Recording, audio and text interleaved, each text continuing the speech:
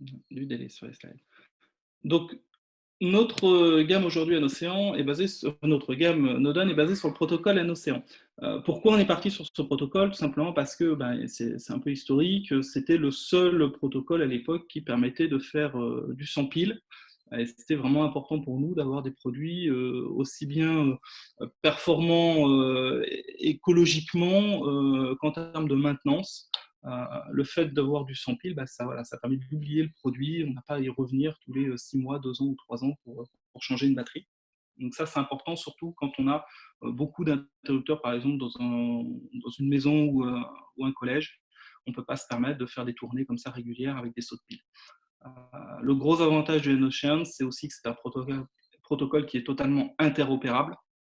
Donc ça, c'est important pour Nodon de travailler que sur les protocoles interopérables, puisque nous, on ne fournit pas d'écosystème box, hein, on fournit vraiment que des devices. Donc, ils se doivent de fonctionner aussi bien entre eux en autonomie que de fonctionner avec les autres produits du même protocole des autres fabricants et des éditeurs de box. Voilà. L'intérêt de Notion, c'est aussi de minimiser toute la partie travaux puisqu'on est sur un protocole radio et d'être très très facile à mettre en œuvre. Pour ceux qui ont connu les débuts du Z-Wave où on passait notre temps à allumer des nœuds, voilà, c'est tout sauf le Notion. Le Notion, on appaire et ça fonctionne tout de suite et pour longtemps sans avoir de problème. Ah, ça ne veut pas passer les slides. Voilà. Donc au catalogue aujourd'hui en Notion, on a 4 modules. Le module éclairage dont on va parler aujourd'hui, le module multifonction dont on parlera dans un prochain webinaire, le module volet roulant qui a fait l'objet d'un webinaire la semaine dernière. Pour ceux qui n'ont pas pu y assister, vous pouvez nous demander, on pourra vous renvoyer les slides de ce webinaire. Et un module chauffage fil pilote qui arrive là en stock très prochainement et qui fera l'objet également d'un webinaire à venir.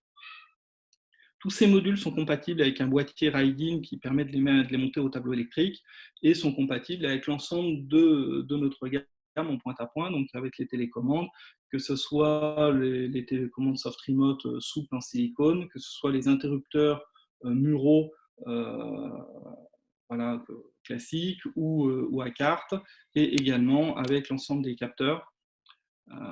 Donc capteur alors température, c'est plutôt pour les box, mais capteur d'ouverture de portes et fenêtres, capteur de mouvement, le soft button également compatible. La prise intelligente, elle est également compatible avec le module. On peut appairer une prise avec un module pour faire du déclenchement simultané, par exemple. Donc, tous ces produits que vous retrouvez dans notre catalogue et tous les descriptifs, les fiches techniques sont disponibles sur notre site internet, bien évidemment. Donc notre module éclairage plus précisément, donc c'est un petit module orange de 4 cm par 4 cm, un peu moins de 17 mm d'épaisseur, donc qui rentre dans une boîte d'encastrement de 35 sans aucun problème. On préconise des boîtes de 50 si vous voulez remettre un interrupteur filaire par-dessus, mais si vous mettez un interrupteur radio plat Notion, vous pouvez vous contenter d'une boîte de 30-35 mm sans aucun problème. Le module donc, a 2 sorties de 5 ampères, donc c'est à peu près 1100 watts en résistif par canal. On parle bien de résistif. Aurélien fera un point après tout à l'heure sur les charges justement qu'on peut mettre entre le capacitif, le résistif, etc. Il vous expliquera tout ça en détail. Le module dispose d'une minuterie interne, ce qui fait qu'avec les box qui permettent, on va pouvoir gérer une extinction automatique du canal au bout de X minutes.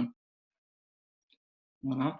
On peut gérer un auto-off ou un auto-on à la remise sous courant après une coupure secteur. On peut gérer plusieurs détecteurs de mouvement en simultané ou plusieurs détecteurs d'ouverture en simultané.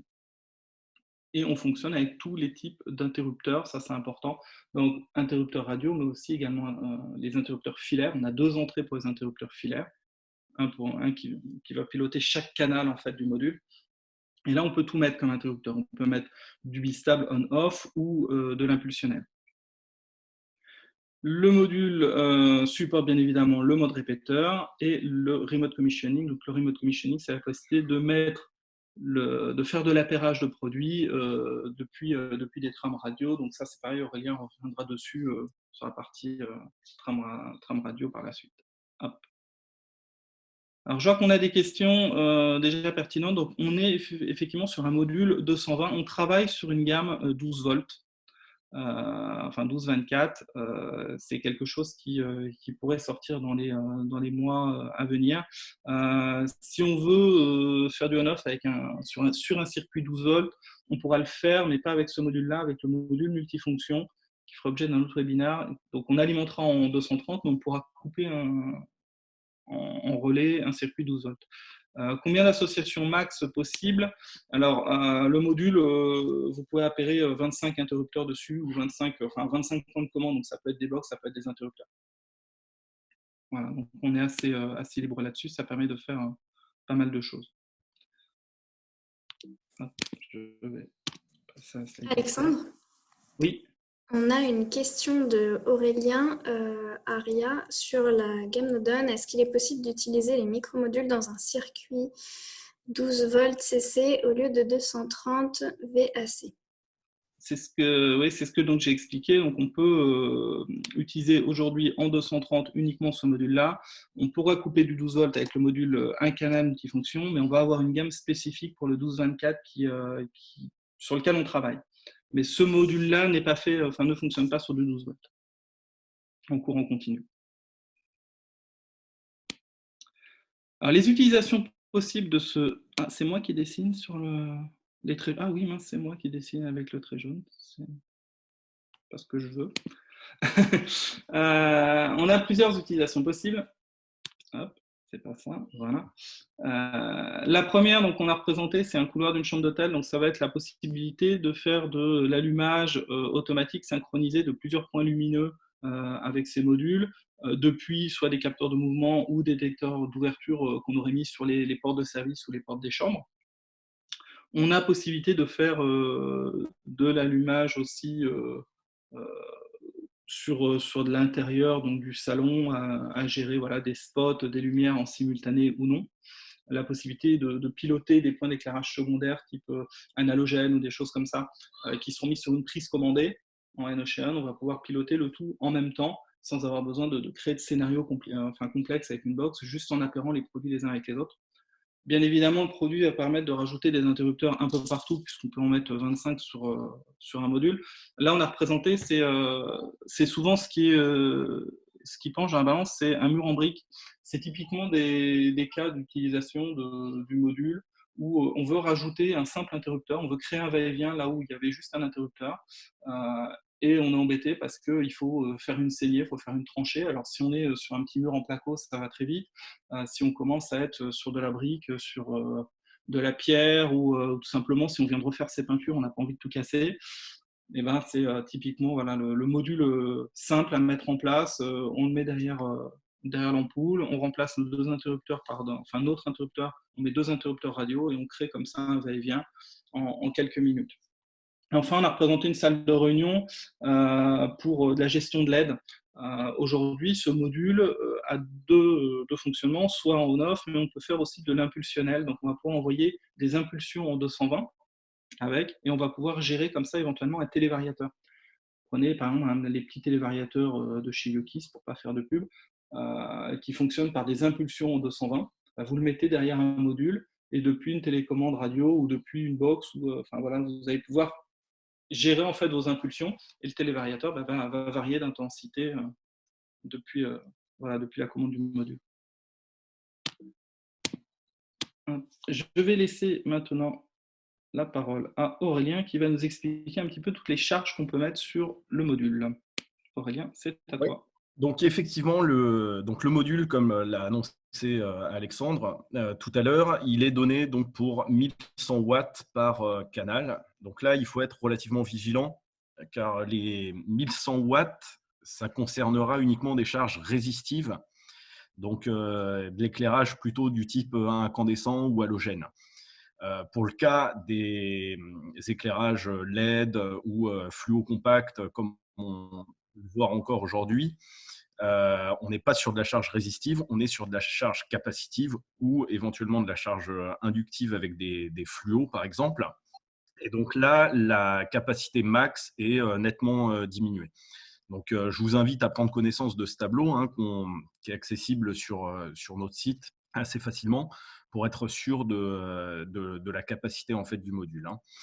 Voilà, donc sachant que le module il est donné pour 5 ampères par canal, on ne va pas mettre jusqu'à 200 lampes sur le même circuit. Donc, dans ce cas-là, soit on prend un module par ampoule, soit on utilise un relais de puissance derrière pour faire passer les 16 ampères du circuit. Ayez toujours en tête, excuse-moi, je te coupe Aurélien, qu'on est toujours soumis aux réglementations électriques, donc à la NFC 1500 par exemple pour le résidentiel. C'est pas parce qu'il y a un module entre le disjoncteur et les ampoules qu'on doit mettre un disjoncteur différent de ce qu'on aurait mis d'habitude, ou qu'on doit mettre des charges derrière qui sont supérieures à ce qu'on aurait mis d'habitude ou câblées différemment. Tout à fait. Voilà, donc comme l'a annoncé Alexandre aussi tout à l'heure, donc les modules, ils ont la capacité de fonctionner en mode standalone, donc c'est-à-dire qu'un module est appairé à son interrupteur, ou un interrupteur est même appairé à plusieurs modules, ce qui permet de piloter plusieurs zones d'éclairage avec un même point de commande. Sinon, donc il y a toute une ribambelle de centrales domotiques qui sont compatibles. Donc là, on en a quelques-unes qui sont affichées à l'écran. Donc là, c'est pareil, pour avoir les informations sur les centrales compatibles, je vous invite à aller sur notre site web, sur la page du produit. Et là, vous avez donc toutes les box qu'on a testées qui sont compatibles et une spécification aussi si elle nécessite l'utilisation d'un dongle spécifique ou d'une extension ou pas. Alors, les bonnes pratiques d'installation. Donc, je vous affiche donc les différents câblages qu'il est possible de faire avec le module. Donc, on peut utiliser une ou deux sorties et on peut utiliser ou non les entrées. Donc, typiquement, dans le cas numéro 1, on a un point d'éclairage, un interrupteur filaire existant, dans le cas d'une rénovation, par exemple. À ce moment-là, donc, on vient intercaler le module entre l'ampoule, la charge et l'interrupteur filaire existant. Après quoi, on sera en mesure de rajouter un interrupteur supplémentaire ou de prendre le contrôle avec une box. Dans la deuxième figure, on a le câblage, je dirais, complet avec un interrupteur double, typiquement, et qui pilote donc deux points d'éclairage. Effectivement, pour répondre à une question, le neutre est obligatoire sur le module. Donc là, c'est pareil, on travaille sur une version du module qui nécessiterait pas de neutre. Mais dans le cas de celui-ci, en fait, oui, il faut prévoir un neutre. Alors, quand il n'est pas tout le temps accessible derrière un interrupteur, bien souvent, on peut retrouver dans le résidentiel des boîtiers pavillonnaires qui s'y prêtent bien. En fait, en général, on trouve un petit peu de place pour mettre le module à l'intérieur. On retrouve le neutre qui va au point d'éclairage. Et puis, si on a des va-et-vient câblés existants, là, on retrouve en fait la sortie du va-et-vient. Donc, comme ça, on conserve le va-et-vient existant et puis on le met à l'entrée du module. Si ce n'est pas le cas, s'il n'y a pas de boîtier pavillonnaire, dans ce cas-là, on va câbler le module directement au plafond dans la boîte DCL. Et on ne câblera rien évidemment en entrée, mais on va plutôt shunter l'interrupteur dans la pièce, le remplacer par un interrupteur sans fil, sans pile, de manière à avoir la phase en permanence au plafonnier. On a une remarque, donc le module éclairage peut coller à cause des LED qui ont un courant important au démarrage. Voilà, donc effectivement, donc, il faut être très vigilant parce que dans le cas des LED, on n'est pas sur une charge résistive, mais on est sur une charge capacitive. Et dans ce cas-là, on a des transfos d'éclairage LED qui sont parfois de plus ou moins bonne qualité. Dans le cas d'un système un petit peu low cost qu'on pourrait trouver un petit peu à droite à gauche, on a des courants d'appel qui peuvent être extrêmement importants. Donc effectivement, dans ces cas-là, soit on limite beaucoup la charge, soit on peut mettre ce qu'on appelle un limiteur de courant qui va absorber ce pic au démarrage. On a la question de pourriez-vous l'intégrer au module directement? Ça, c'est pareil, c'est des choses qui sont en réflexion chez nous. Donc, très probablement que dans les quelques mois ou l'année prochaine, on va avoir des choses intéressantes, des évolutions un petit peu matérielles pour ce produit. Voilà, donc là, on a l'illustration des câblages avec une sortie ou deux sorties sans interrupteur. Donc là, le câblage de gauche, typiquement, c'est le câblage qu'il faut utiliser dans le cas d'un raccordement directement au plafond si on n'a pas de neutre qui soit facilement accessible. Voilà. Ou alors après, donc une installation qui est intéressante, c'est d'utiliser le boîtier Ride-In dont Alexandre a parlé tout à l'heure. Donc on a le disjoncteur au tableau électrique, on vient intégrer le module dans le support Ride-In et on vient raccorder directement à la sortie du disjoncteur. Et après, donc, on va tirer sa ligne d'éclairage. Donc, sortie de module, le neutre permanent, et on vient installer des interrupteurs sans fil, sans pile dans le logement. Donc, comme ça, on s'affranchit de tout passage de câbles dans les cloisons, ce qui peut faire gagner énormément de temps en fait, sur le chantier.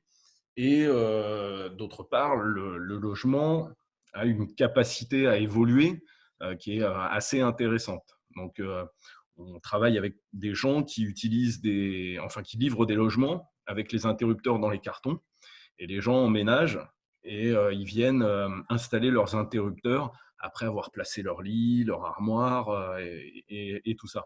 Donc là, c'est pareil, si une chambre se retrouve transformée en bureau quelques années plus tard, à ce moment-là, l'interrupteur il est complètement flexible. On peut le détacher du mur, le mettre à un autre endroit et faire un petit peu ce qu'on veut. Neutre obligatoire.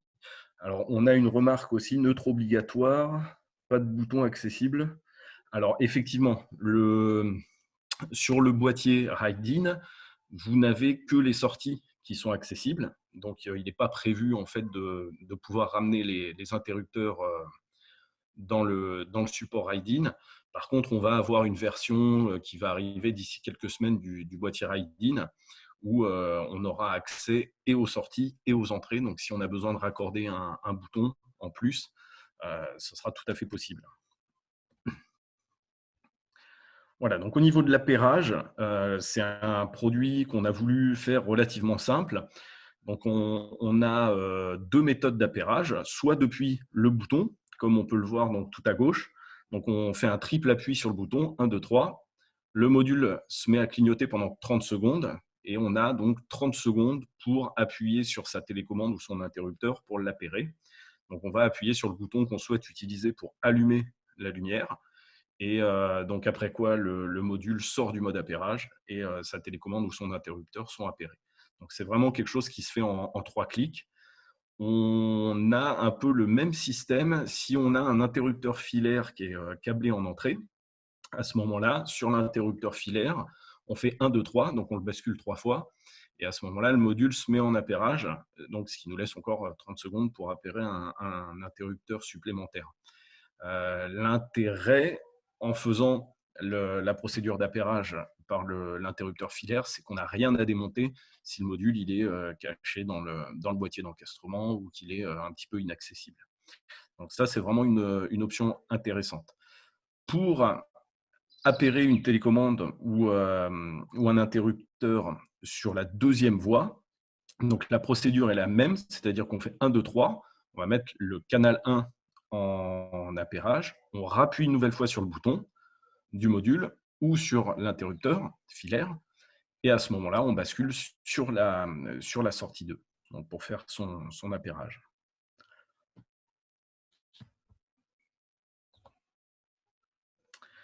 Voilà, donc le module est aussi compatible donc en standalone, donc sans box, avec un détecteur d'ouverture. Des fois, ça peut être intéressant dans le cas d'un placard, par exemple. Donc, on a un capteur d'ouverture qui est sur la porte du placard. Et dès qu'on ouvre le placard, à ce moment-là, on allume la lumière à l'intérieur. Donc ça, c'est quelque chose qui est assez intéressant, d'autant plus que le capteur d'ouverture a la possibilité d'accueillir une pile. Donc, il peut très bien fonctionner dans le noir total. Donc là, on a les différents modes d'appairage.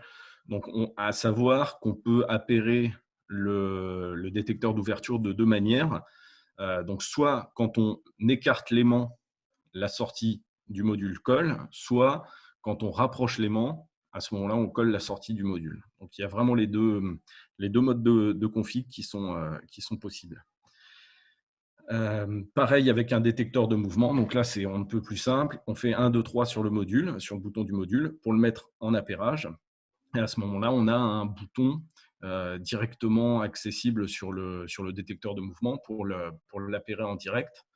Donc là, pareil, mouvement, on colle la sortie, mais on a aussi le mode d'appairage inverse, c'est-à-dire pas de mouvement, on colle la sortie. Donc c'est un petit peu au choix. Il peut y avoir des applications où ce mode de fonctionnement est assez intéressant. Voilà. Ah oui, alors pour dissocier un module, c'est exactement la même procédure que pour l'appairer. Donc, si j'ai un interrupteur ou une télécommande qui est appairé, à ce moment-là, je fais 1, 2, 3 sur le module et je rappuie sur ma télécommande qui est appairée. Et à ce moment-là, elle se désappaire. Voilà. À savoir que les modules, à partir de maintenant, vont être compatibles avec ce qu'on appelle le multi-peer, c'est-à-dire qu'on va pouvoir fonctionner avec plusieurs détecteurs de mouvement. Donc, si j'en appaire 4, la condition pour coller la sortie, c'est qu'un des détecteurs détecte un mouvement. À ce moment-là, il va allumer la lumière. Et la sortie du module va se décoller, donc éteindre la lumière uniquement quand tous les capteurs de mouvement qui sont appairés ne détecteront plus de mouvement. Donc là, c'est intéressant quand on a une grande superficie en fait à couvrir avec pas mal d'éclairages qui sont raccordés au module. À ce moment-là, on peut couvrir toute la zone avec 3, 4, 5 détecteurs de présence. Et quand il y aura vraiment plus de présence sur aucun des détecteurs, à ce moment-là, la lumière se coupe.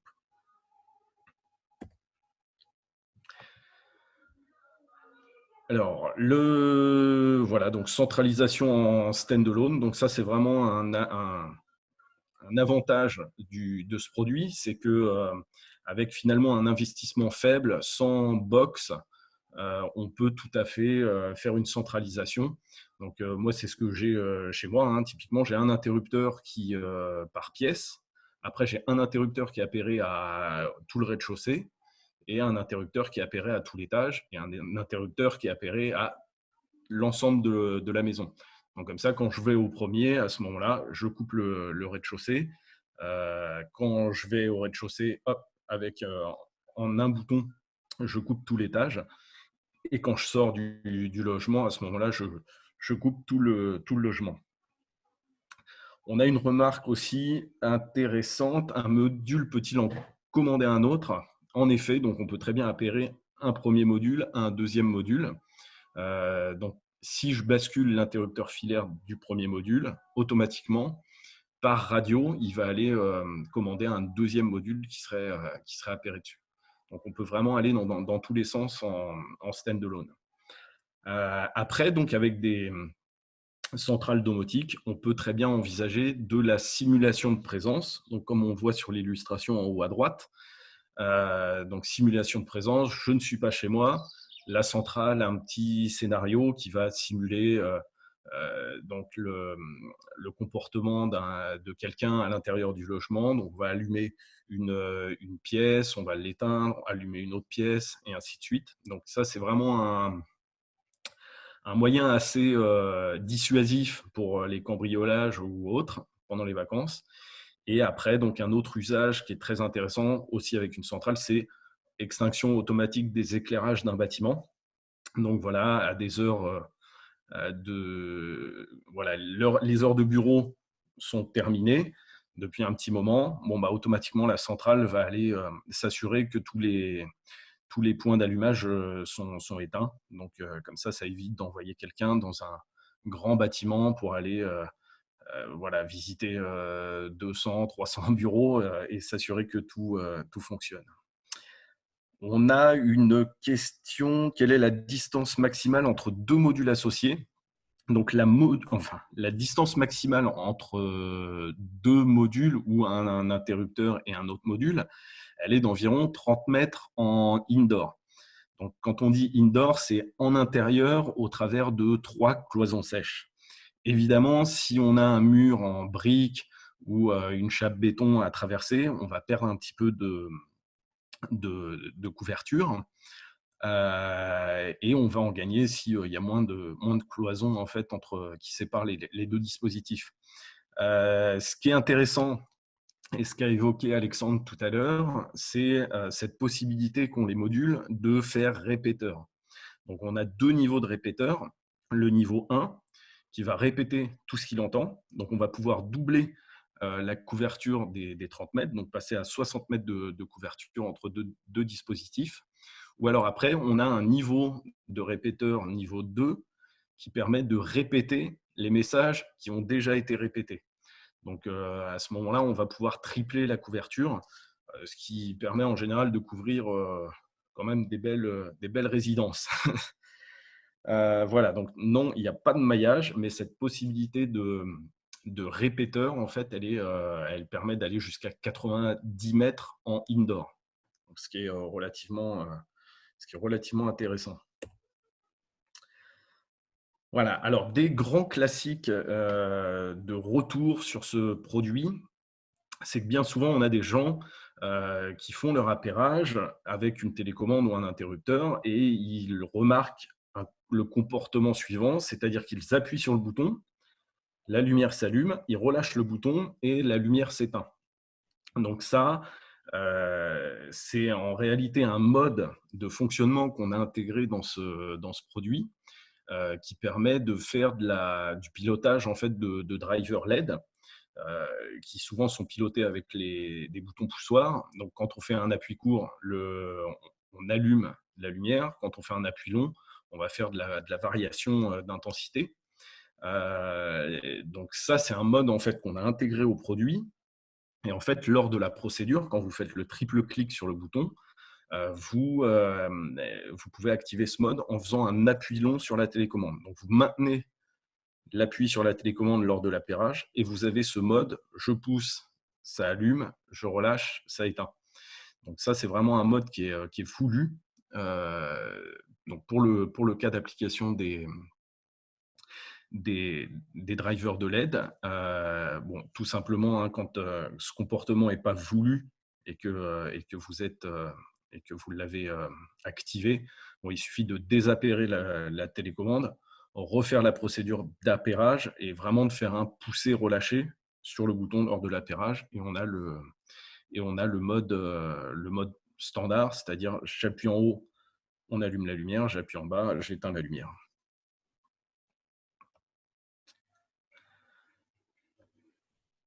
Voilà, donc pour aller plus loin, donc on peut d'autres usages un petit peu plus poussés de ce produit. Donc, c'est de transformer un interrupteur filaire en télécommande. Donc, comme on l'a évoqué tout à l'heure, un module peut très bien piloter un autre module, mais il peut très bien aussi piloter une prise. Donc, j'ai une lampe d'appoint dans mon salon, par exemple. Bon, bah, à ce moment-là, j'utilise mon interrupteur à l'entrée du salon qui pilote mon plafonnier et mon module est appairé à la lampe. Et dans ce cas-là, à chaque fois que j'allume mon plafonnier, j'allume aussi ma petite lampe d'appoint qui est à l'autre bout du salon. Donc ça, c'est un usage assez courant avec ce produit qui est assez sympa. Dans le cas de la réno aussi, quand on a un plafonnier dans son salon, par exemple, qu'on veut en rajouter un deuxième, donc plutôt que de faire une saignée dans le plafond pour relier les deux points d'éclairage ensemble, à ce moment-là, on tire une ligne d'alimentation directe sur le deuxième plafonnier, on met un module qu'on appare au module qui est raccordé au premier plafonnier. Et à ce moment-là, les deux sont synchronisés. Et on évite le passage de câbles et on évite de faire des saignées dans le salon. Voilà. Après, donc, un petit peu dans le même style, à droite, on a transformé un interrupteur filaire en télécommande pour centraliser les éclairages d'une pièce. Donc là, c'est typiquement ce que je viens de vous expliquer. Donc, on a 2, 3 points d'éclairage qui sont sur des interrupteurs différents. Bon, bah là, grâce au module, on va tous les synchroniser. Et comme ça, qu'on active l'un ou l'autre, à ce moment-là, on va allumer ou éteindre les 3 points d'éclairage. Troisième usage intéressant, transformer un interrupteur filaire en télécommande. Donc là, c'est pareil. Au lieu d'appairer le module à un autre module d'éclairage, on pourrait très bien imaginer l'appairer à un module de volet roulant. Et à ce moment-là, dès que j'allume dans ma pièce, bon, bah, c'est qu'il fait nuit probablement. Donc automatiquement, il vient piloter la fermeture de volets roulants. Voilà, donc en cas de besoin, on a la procédure de réinitialisation qui est relativement simple, qui consiste à maintenir le bouton pendant 5 secondes et de rappuyer à nouveau sur ce bouton. Et à ce moment-là, toute la config du module est effacée. Voilà, sachant qu'après une coupure d'alimentation, tous les appairages sont conservés en mémoire à vie.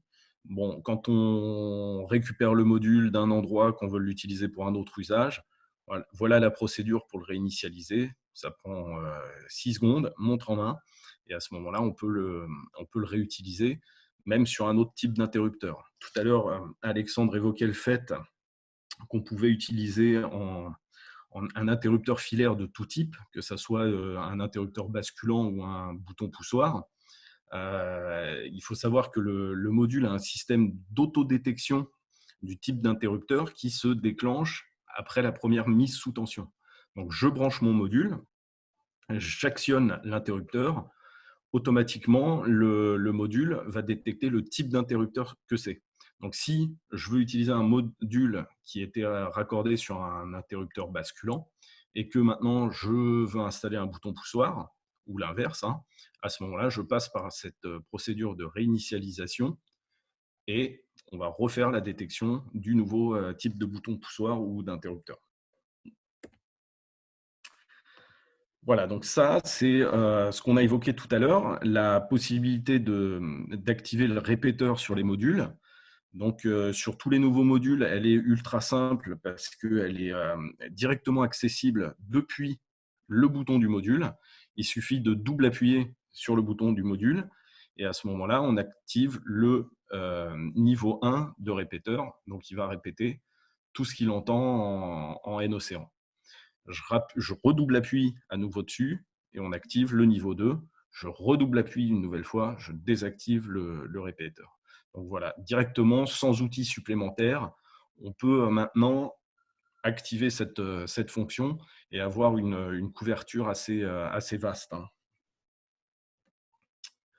Voilà, donc après, on peut aller beaucoup plus loin avec l'outil de prédilection N-Océan qui est Dolphin View. Donc là, c'est pareil, on peut vous mettre à disposition des télégrammes en fait, qui permettent d'activer donc toutes les fonctions du module. Si par exemple, vous l'avez intégré dans un écosystème de centrale domotique, mais que l'activation du minuteur n'est pas possible via la centrale, à ce moment-là, on peut vous fournir le kit d'outils qui permet d'activer ce timer, en fait, ce minuteur directement depuis un outil. Donc, Dolphin View est compatible PC uniquement. Ça nécessite d'avoir un dongle USB 300, donc qui coûte une trentaine d'euros, qui est accessible un petit peu partout. Donc, vous raccordez ce dongle sur le port USB d'un PC Windows. Vous installez l'outil qui est gratuit, sinon on peut vous le fournir. Vous chargez les commandes qu'on peut vous fournir aussi. Et à ce moment-là, vous pouvez programmer le minuteur directement de votre module sans équipement supplémentaire, quoi. Voilà. Alexandre, je te laisse la main pour la suite. Voilà. Donc, merci Aurélien. Donc, où trouver nos produits? Tout simplement chez vos revendeurs et grossistes habituels, hein. Donc là, on a mis Rexel, Smart Home Europe, CDA. Il faut savoir que les produits sont disponibles aussi sur Internet, sur la plupart des marketplaces. Et vous retrouvez une liste de nos revendeurs sur notre site internet, modon.fr. Je te laisse passer, j'ai plus la main par contre, Aurélien. Si tu peux passer la slide.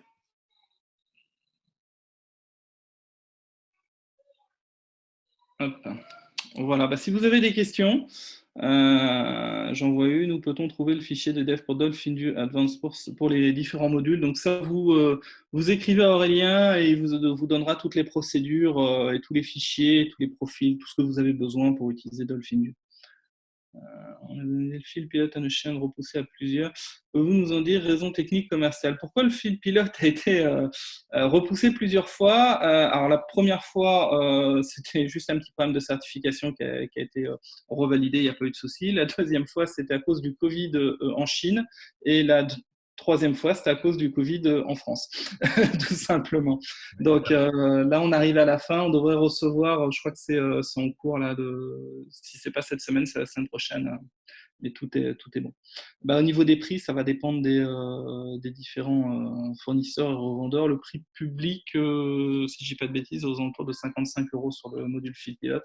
Sur les autres modules, on est aux alentours de 50 € à peu près par module. Voilà. Voilà. J'ai vu une question aussi concernant le Zigbee.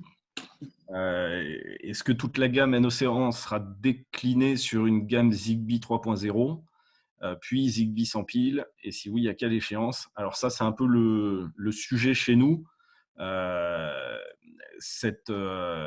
regarde en fait cette technologie Zigbee de très très près, je dirais même qu'au-delà de regarder, on avance clairement là-dessus. Voilà, on a une grosse réflexion chez nous en fait concernant ce protocole, parce que, comme disait Alexandre en début du webinaire, le N-Océan, son gros avantage, c'est la simplicité de mise en œuvre. Contrairement au Z-Wave qui nécessitait de créer un réseau, d'intégrer tous ces produits dans le réseau Z-Wave, là, c'est quelque chose qu'on n'a pas besoin de faire en N-Océan. Voilà, on appelle un interrupteur à un module. Le module, on peut aussi l'appairer à la centrale. Donc, on peut très bien faire une installation fonctionnelle en standalone et après, l'occupant peut venir avec sa centrale, appairer ses modules et à ce moment-là, il ne casse pas tout le logement en fait. Il n'y a vraiment aucun problème. Le Zigbee, on retombe un petit peu dans cette problématique de réseau, c'est-à-dire qu'on va initier le réseau en Zigbee et on doit intégrer donc tous les dispositifs au réseau. Donc, on voudrait éviter de revenir en arrière et de rajouter ce niveau de complexité en passant sur du Zigbee, même si on est assez conscient qu'il y a un véritable engouement autour de ce protocole et qu'il a beaucoup d'intérêt, hein, clairement. Mais voilà, et la grosse difficulté qu'on rencontre actuellement, c'est qu'on veut essayer de simplifier au maximum la configuration, en fait, avoir cette simplicité qu'on a en N-Océan, on voudrait la retrouver en Zigbee et pas retomber sur des choses compliquées comme le Z-Wave. Donc c'est pour ça on va l'avoir. L'échéance, on sait On prend pas notre temps trop pour faire encore. du bon boulot. Ouais, voilà, on parle de plusieurs mois, hein, ça, clairement. Ce ne sera pas, très probablement pas en 2020. Par contre, quand on le sortira, ce sera quelque chose d'intéressant. Évidemment, on réfléchit à toute la gamme. Tous nos produits sont conçus en fait pour pouvoir être un petit peu sur le protocole qu'on veut assez facilement. On a beaucoup de souplesse en fait sur la conception des produits tels qu'ils le sont actuellement. Donc, on y réfléchit. On va aller vers le Zigbee, probablement courant 2021, pardon, Et oui, probablement qu'on va commencer par un produit, puis toute la gamme suivra assez rapidement derrière, quoi. Mmh.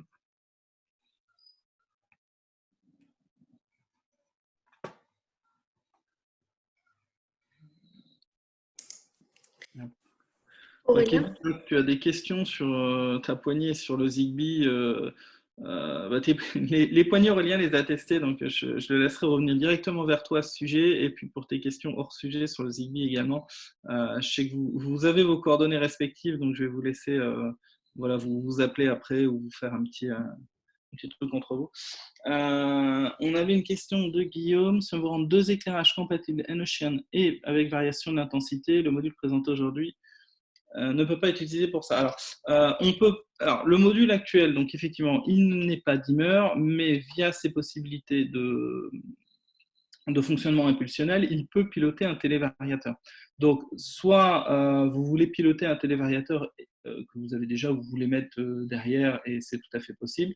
Par contre, si vous voulez juste un module qui fait dimmer, il faudra attendre encore un petit peu. On vous prépare ça aussi. C'est vrai qu'avec les événements récents, on a pris pas mal de retard, on est un petit peu comme tout le monde, mais on y travaille. Ça viendra. Voilà. Je ne sais pas si on a raté les questions.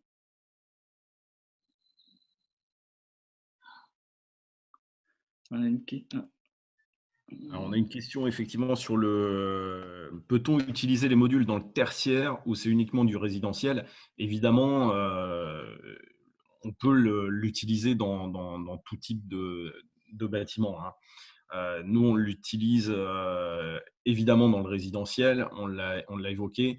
Le tertiaire, il y a un très grand intérêt, hein. Clairement, quand on disait, on parlait tout à l'heure des bureaux dans lesquels on n'a pas besoin, voilà, d'aller à chaque étage pour aller vérifier que les lumières soient éteintes. Bon, dans le tertiaire, là-dessus, il y a un vrai plus. On peut très bien imaginer un interrupteur qui coupe tout l'étage d'un bâtiment. Donc ça, c'est vraiment un usage assez fort. On a aussi le domaine des bâtiments historiques. Évidemment, tous les bâtiments historiques, c'est des bâtiments euh, qu'on n'a pas trop envie de toucher en général. Donc, tout ce qui est technologie, radio, sans fil, sans pile, c'est quelque chose qui est assez bien accueilli dans ce domaine-là. Et après, on a des champs d'application aussi dans l'industrie. Voilà, les industriels sont de plus en plus friands en fait de cette technologie euh, pour les avantages qu'on connaît, quoi. Mm.